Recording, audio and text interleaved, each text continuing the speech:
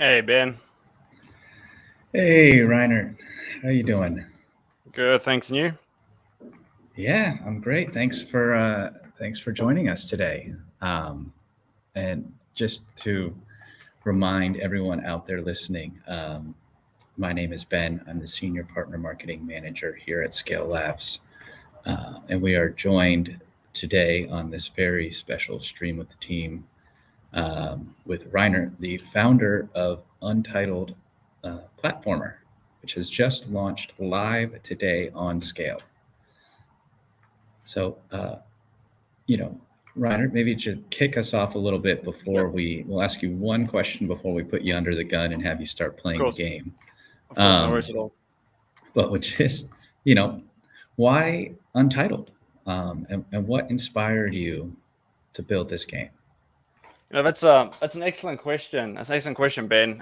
So for context, I've been a gaming enthusiast my whole life. I started on consoles way back when I was a kid, all the way back to SNES, and then eventually made my way to PC gaming, where I grew quite fond of all the different kinds of game designs, the puzzles, and especially Easter eggs. I've got a thing for Easter eggs. I really like them. Um, and probably a few years ago, I got introduced to a subgenre of platforming called rage platforming.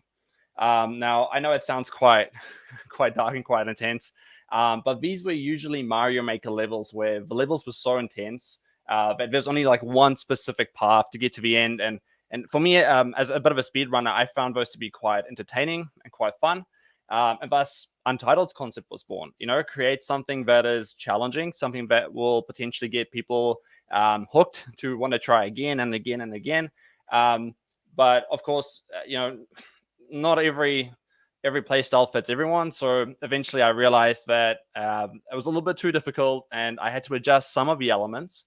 And so after a bit of tweaking here and there, Untitled basically started taking shape and shape in the form of a multiplayer, fun but still captivating and challenging platformer that people can come back to.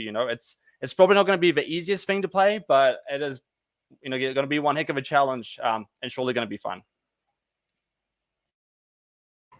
Awesome. Yeah, I mean, the first time I got introduced to this game, it made me immediately think of my days back playing Super Mario Brothers. So now, uh, now, if you haven't already gone to untitledplatformer.io, what we're going to do on this stream that's a little bit different is we're going to be giving out some scale rewards.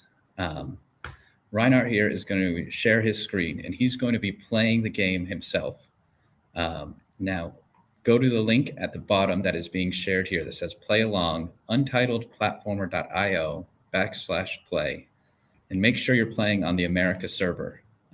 We're going to do a couple different giveaways here. One of them being to just anybody who happens to be playing at the time during the stream. We're going to be giving out rewards, and also whoever can collect the most coins. So those of you that are speedrunners as well, who think they can beat Reinhardt at his own game, hop on. The fun fact about Untitled that many probably don't know is that it's actually multiplayer. So while you're playing, if you're on the America server, you'll actually see everybody else who is playing at the same time. So, um, if it was me and I saw somebody that was being successful, I might take it a little bit slower and trail them and copy them and try and see if I could, get as far as they do, and vice versa if I felt confident. So, I'd love to see us, Reinhardt, maybe you could walk us through the getting Of course. logged in process, because I believe there's some special things that you can do here. Yeah, of course. No worries at all. Just to come back to what Ben was saying, I'm not that good. I promise. Even though I designed some of the levels, I still suck. But it would be pretty cool seeing some of you guys in there with us. So yeah, so what I'll do is I'm going to swap back to the actual screen here for the game. And so yeah, here we are, the login screen, where we have one of two options. So we can either use our wallet and connect to the game via the blockchain, and then utilize our in-game assets or on-chain assets, and use that in game. And I'll get to that in just a second with the characters. Or if you've got a friend, or you want to just show it to a friend, or you want to just hop on for a few minutes and play around, you can play off chain as well, which means it connects you directly to the server. There's no kind of like hiccups or delays or anything. You just jump straight in and straight out. But for today's example, I'm going to be connecting my wallet because I do want to showcase some of the on-chain assets and all that sort of stuff as well. Once we're connected, it's going to connect us to the server and then load up the main menu here. And at this point, you've effectively connected to not only the game server, but to the blockchain as well. So you're practically ready for the best of both worlds. Now, you don't have to enter a nickname. You can. It's a bit of personalization. However, if you just leave it blank, you'll just be a guest on the server. However, just so that people know it's me, I'm going to make sure that my name says Reinhardt, so you can know it's me running around. And I will distinctively choose a different character. I've played with that one character for so much throughout the year of testing that I'm pretty sick of it. So I'll choose a little bit more of a vibrant character here. So let's say, for instance, what we have here. I'm going to mint Twitchy. I'm going to mint this character here. And I'm just going to give a second for my MetaMask to pop up here. All right. Okay, you guys can't see this, but it's just a prompt here asking me to confirm the mint for this character, in which case it's going to prepare that mint for us. And there we go. So unfortunately, I minted a common Twitchy, which brings me to the part where there are variants to these characters. So there's common, there's a rare, and there's an epic. Now, when it comes to these individual variants, they all have their own in-game traits. So let's say, for instance, I've got a common. Well, then you get a custom character, which is great. But let's say you get a rare character, you should see these little locks here unlock. I believe, yes, I've got an epic Ninja Frog, which means in this case, I take, the character is more immune to sabotage effects. So the multiplayer aspect of it is if someone has to sabotage my speed or my controls, it will last for a lot, not as long as a traditional character. And then this little icon here will mean that there's less trap damage, which means effectively I lose less of my score every time I get smacked by a trap, a wall, or whatever else might happen in the game world. So you do have these different variants of characters, and it's all RNG when you actually mint these characters. So we can go ahead and we can select Twitcher here because he's probably like one of my favorite characters. And I'll jump straight into the American server. Now, just note for everyone playing, and if you're on the server, my latency is not great. It's about 250 milliseconds. But I will try to keep up with everyone else as they join the server. Ben, were there any other questions or anything you wanted me to ask just before I move on and head on into the game world? No, I mean, I think just, one of the factors, right, is when you're minting, a reminder that you don't need to have any SKALE tokens in your wallet, right, in order to mint one of these characters. So that's exactly right. That's actually a good point. Sorry for missing that. This whole time, as a new wallet, gas was distributed to me. I see someone's already sabotaged me, so someone else is in here. The gas and stuff all happens in the background. It gets distributed to you whenever you need it, and you don't have to stress about it at all. So if you're a new wallet and you connect to the game, all that stuff happens in the background. But to you as a player on the front end, you won't even notice it. The gaming experience becomes a lot more traditional. It becomes a lot more, I guess, I don't know what the word is. I don't want to say convenient, but yeah, it's a lot easier, because when it came to Untitled, I kind of lived by the point where unless a player had to know that they're interacting with a blockchain, I want to make sure that they absolutely do not know that they're interacting with a blockchain. Because to me, as a player and a developer, it adds an unnecessary layer of complexity. And I wanted to make sure that the experience was as familiar, that's a word, as familiar as possible. As what you may have played on a SNES or PlayStation 1 or a PlayStation 2, or even an indie game on Steam. We wanted to make sure that it's as familiar as possible.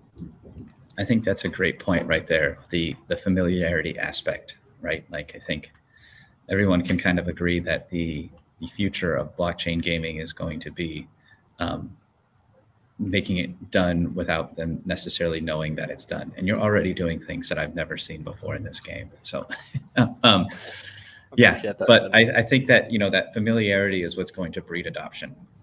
Exactly. Seamless integration with everything taking place in the background allows for an easier onboarding and takes away some of the scary bits or perceived scary bits of what blockchain gaming might be. So I guess that kind of takes me to the next question that I have for you, which is, Mhm. who is this game for? That's a great question. That's a question I asked myself absolutely multiple times every day throughout the development of Untitled. Um, Untitled was built with fun in mind. It was built with the concept of how much can I get away with. Um, I want to hope I'm not the only one that thinks this. But as a kid, I would often try to boundary break as often as possible. You know, when a game tells you, "Hey, you can't go there." Hang on, yeah, someone sabotaged me. Uh, when the game told me I can't go there, I made it like my priority to get there. You know, be it with a co-op friend, be it with my brother, be it on my own. And when I designed this game, I created similar scenarios where I wanted players to feel like, you know, there shouldn't really be a boundary. The exception being, of course, game world boundaries. Otherwise, you would fall off and you would never come back. But I wanted to create as many different pathways as possible. So you might find yourself being able to reach areas that would not be traditionally possible in most other games. It's actually a mechanic in this game, and some of it even gives you achievements for doing it. So it's silly things like that, you know, reaching obscure areas, perhaps using other players to reach areas that you're not actually meant to be able to reach. And that will actually be a core component to the game, because as a single player, you can obviously speed run it. You can obviously play the game and have your own good time. But once there's multiplayer involved, once there's other people, it adds this layer of creativity that no developer can really account for or predict, because, you know, players, when they come together, can create some exceptional I guess experiences for other players. I'm thinking of community driven games where back in the day, games were designed with no prior campaign, but the campaigns instead were pretty much created and built using the moderators of the time, or the people that joined the game first. And then new players would join, and they would join into these factions, and there'd be these rules and stuff like that.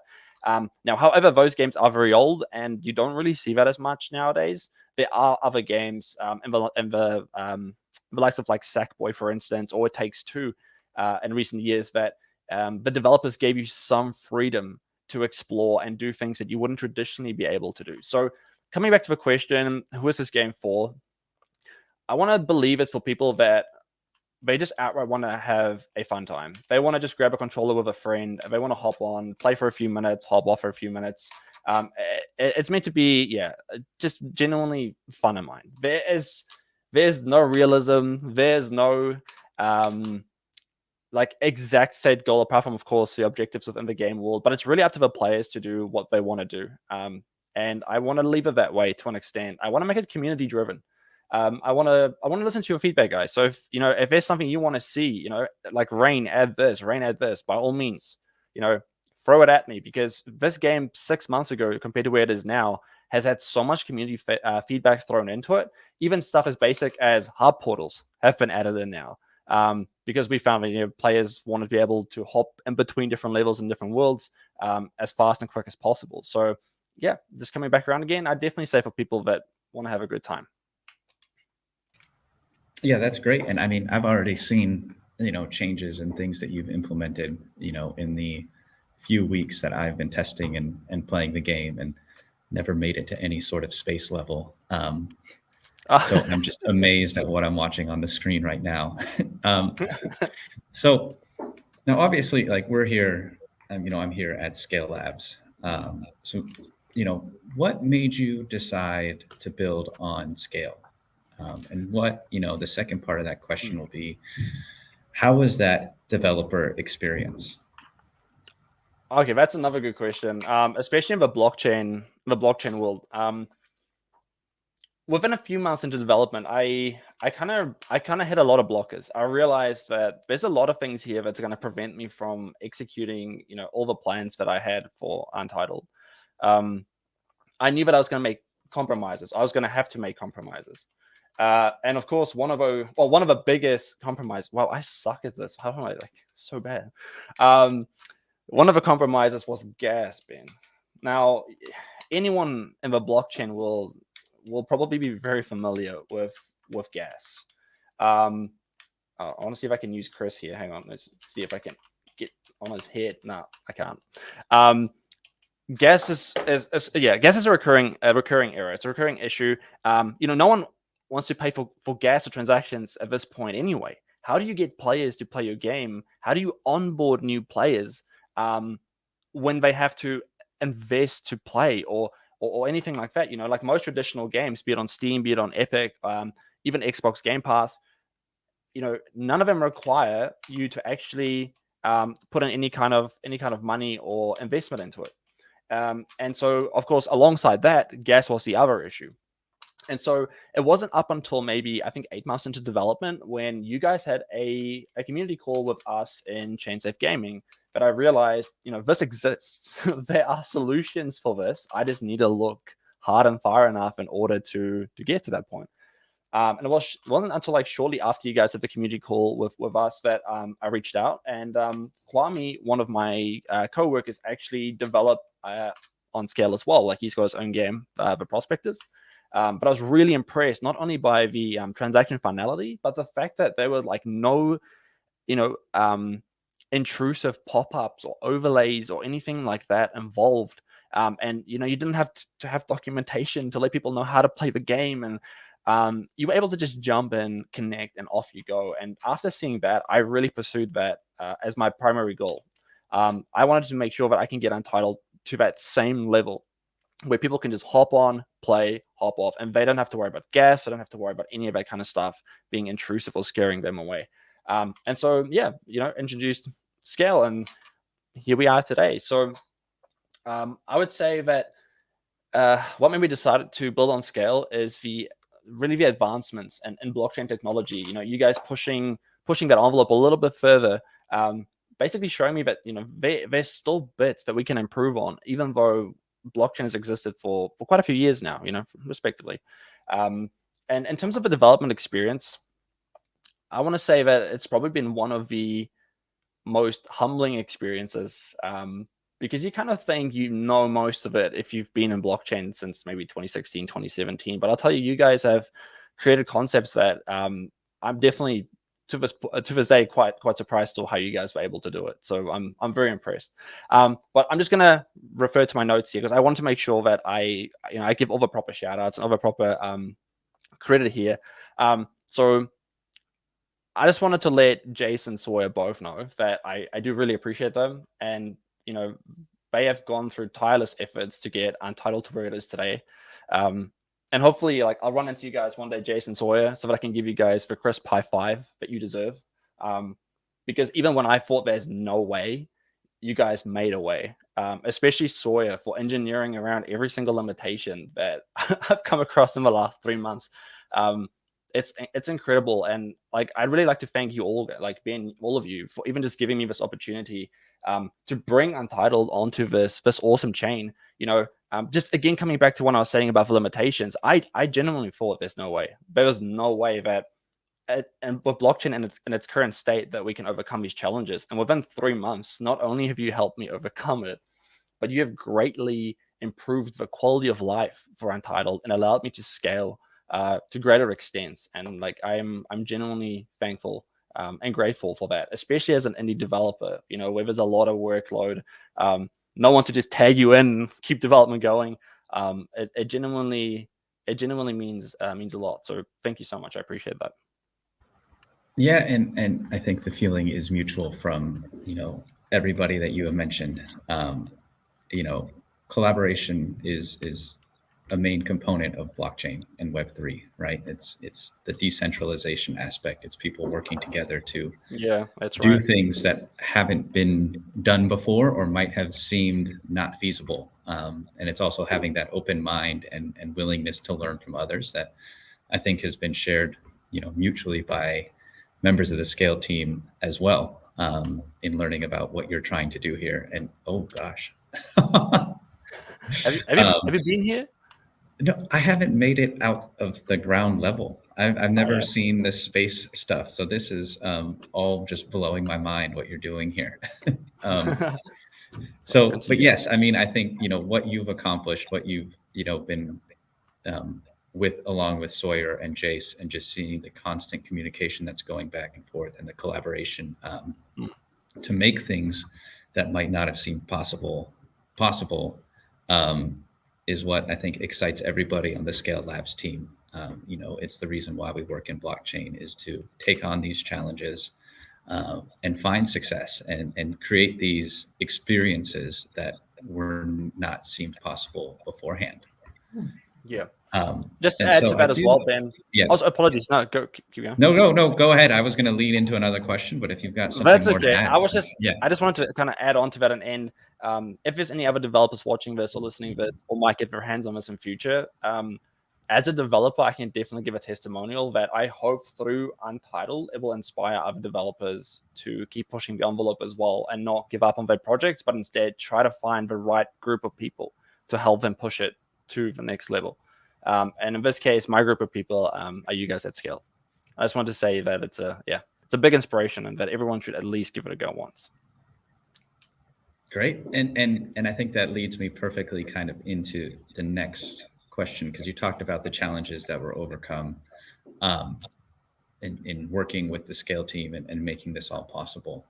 If you had an example or two of what some of those biggest challenges were that you faced during development, it would be great to kind of hear what those were. So the developers out there listening could maybe become unstuck on something that they're working on. Yeah, no, I appreciate that. I won't lie to you and say there were no challenges. There were definitely a ton of challenges. I mean, the root cause of those challenges is being a one-man team. And although that sounds quite, I know that there's a lot of developers out there, a lot of indie developers, both in Web 2 and Web 3, or traditional gaming and blockchain gaming, that work on big ideas every day. I know that it takes a lot of effort and a lot of time out of your day-to-day life to pursue those dreams and those goals. And I suppose I kind of experienced the same thing with Untitled, where time was really that was probably the biggest constraint. You could work for 12, 13 hours a day on this, still have a full-time job, and then come home testing until like past midnight and so on and so on. But luckily, just on a quick side note, my fiance at the moment, we're getting married tomorrow, for everyone who doesn't know. She's probably been the biggest support and rock for me during this development phase. She really helped overcome a lot of these challenges, especially the challenges that aren't often code challenges, but instead, fatigue, or you just reach a point where you kind of ask yourself sometimes, like, wow, there's been months of consistent bug fixing or consistent troubles, like, is this even like worth it? And as an indie developer, I can tell you that if you find that support structure, it makes it so much easier to push through and to keep building and to keep innovating. So that was probably one of the biggest challenges for me, was just to keep building, especially at the scale that this game is. No pun intended. It grew it grew so large in terms of mechanics and systems that even with comments in the code, I still went back sometimes and went, what? So I won't lie to you, that was probably one of the biggest challenges. But along with that, you get the more common challenges of like multiplayer networking, net code stuff, everyday multiplayer kind of stuff that you have to look out for. The blockchain side of things, which we've already discussed, the gas, the speeds, the onboarding, which is probably by far the biggest challenge, is designing systems specifically just for onboarding new players. That was quite tough. I'll be honest. That's another one of those challenges where you just go, how do I overcome this? Because it's not necessarily a technical challenge. It is more so I actually don't even know what challenge it is, to be honest, but it's mainly an industry challenge that we as an industry face, which again, luckily has been resolved with Scale, because you guys helped me by removing like 75% of my onboarding code and replacing it with just a little bit, and basically achieving the same thing, which is really sick to see and really awesome. I'd probably say that's probably the biggest challenges. But in saying that as well, though, Ben, I'll just kind of like round that question off by saying that although Untitled has launched, like it is now officially on Scale, the updates don't stop here. The work doesn't stop here. Oh, I'm so screwed. Oh no, the work doesn't stop here. There's this whole roadmap of updates and improvements that I'm working on, and Sawyer has been generous enough to help me build on as well. So if you're a player and you're getting involved in the game, or you're just starting out, you've been playing for a while, I just wanted to let everyone know from the developer that the progress doesn't stop here. This is really only the beginning in terms of content, in terms of functionality, and I'm really excited to see what else we can get out of the game in the future. Yeah, I mean, and like you said, this is just the start. Testament to yourself as well. You talked about, the challenges, the long days.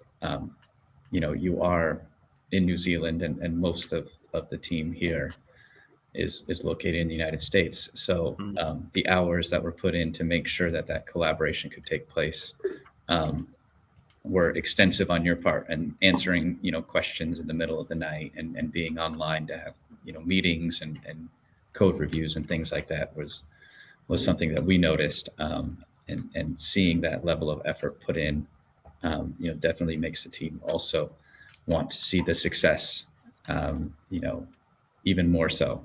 And also, from our team to you, congratulations on the wedding. Thank you.